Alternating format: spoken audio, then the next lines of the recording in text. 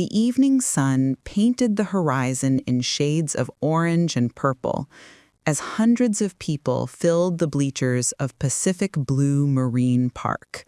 Families laughed, children waved foam hands, and cameras flashed in anticipation. Everyone had come to watch the park's most famous performer, the orca. Massive and graceful, the star that drew visitors from across the state.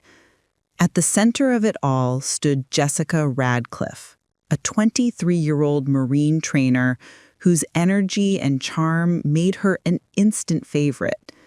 She had grown up near the Oregon coast, spending childhood summers watching whales breach on the distant horizon. To Jessica, working with the orca wasn't just a job. It was the fulfillment of a lifelong dream. The show began with splashes and synchronized flips. The orca cut through the water with liquid power, launching into a towering breach that soaked the front rows and sent the crowd into a roar. Jessica signaled, and the animal responded with the uncanny intelligence trainers had spent years nurturing. For most of the performance, everything moved like clockwork, an elegant choreography of human and mammal. Then, in a heartbeat, the tone shifted. As Jessica crouched near the edge of the pool to cue a close interaction, the orca approached faster than usual. Its enormous head broke the surface and, in a motion that stunned the audience, it took hold of Jessica's arm. At first, people cheered, thinking it part of the act. Then the orca pulled, and the cheers turned to shouts. The stadium erupted into terrified screams. Phones flew up to record. Some fell to the concrete. Jessica fought, her trainer uniform a pale blur beneath the churning water. Trainers on the sidelines scrambled, throwing ropes and slapping the pool's edge to distract the animal. For a moment, the orca circled Jessica, as if uncertain, the scene sliding between play and peril with a nauseating lack of clarity. Seconds stretched like hours. The orca's power was overwhelming, 6,000 pounds of muscle and instinct, but Jessica's training and will were formidable too. She twisted under the surface, slipped free, and two colleagues plunged in to pull her toward the ladder.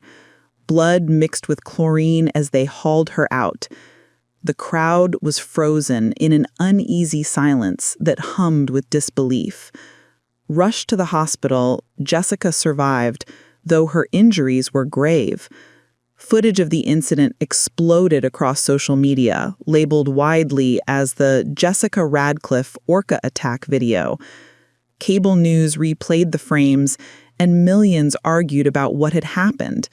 Some blamed the trainers, others blamed captivity, and animal rights advocates seized the moment to demand broader changes. Jessica's recovery left both visible scars and deeper, quieter ones.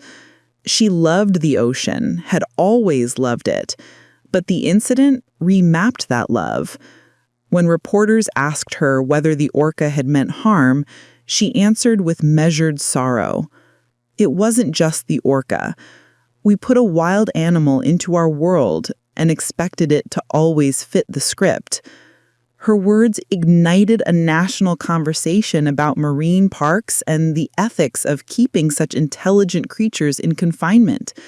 The image of that afternoon's wonder turned to fear in front of thousands stayed with people long after the headlines faded, a reminder that nature, even when trained, remains indomitable and unpredictable.